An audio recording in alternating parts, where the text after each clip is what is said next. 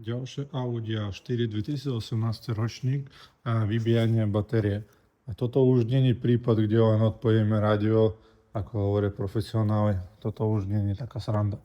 Takže máme prípad, keď auto snaží sa zaspať, zostáva spotreba na niektorých poiskách, ktoré zodpovedajú za line asistenty, za spätočnú kameru a podobné module. Keď my napojíme sa cez obedí, všetko je fajn. Chyby nie sú, niekedy nejaké komunikačné chyby ukáže, všetko OK, žiadne také niečo podozrivé.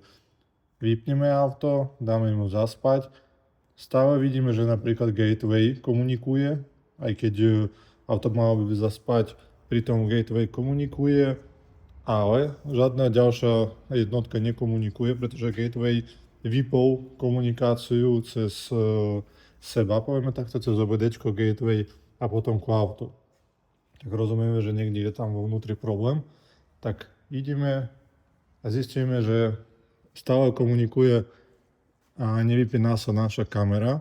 Tak berieme a napojíme sa na CAN komunikáciu, ktorá ide na našu kameru. A cez ňu napojíme sa na diagnostiku a zistíme, že v tomto momente riadiaca jednotka, ktorá zodpovedá za AC Reduction Agent Metering System, to sú AdBlue systém v tomto aute, cez priamu komunikáciu CAN normálne komunikuje.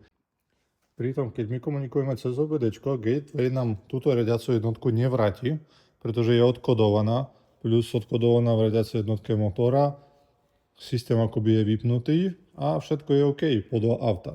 Len keď my komunikujeme napriamo cez OBD systém, to znamená cez CAN komunikáciu v aute, tak on nám vráti túto jednotku a ukáže, sú tam chyby. A toto je problém týchto aut. Teraz ukážem, že táto jednotka je namontovaná tu v dolnej časti a dosť často tam dostáva sa voda. Takto vyzerá samotná jednotka AdBlue. A systém sa vráti takéto chyby. Už som napojený cez OBDčko, všetko nakodoval naspäť a vidím takéto dve chybičky skratové. A plus k tomu, keď sa tam dostáva voda, aj CAN blbne, aj nejaké iné veci sa dejú. Takže takáto zabava, ale v týchto autách je to dosť častý problém, čo sa týka problémov s týmito jednotkami. Ale vidíme spotrebu pod 30 mA, takže je to v poriadku.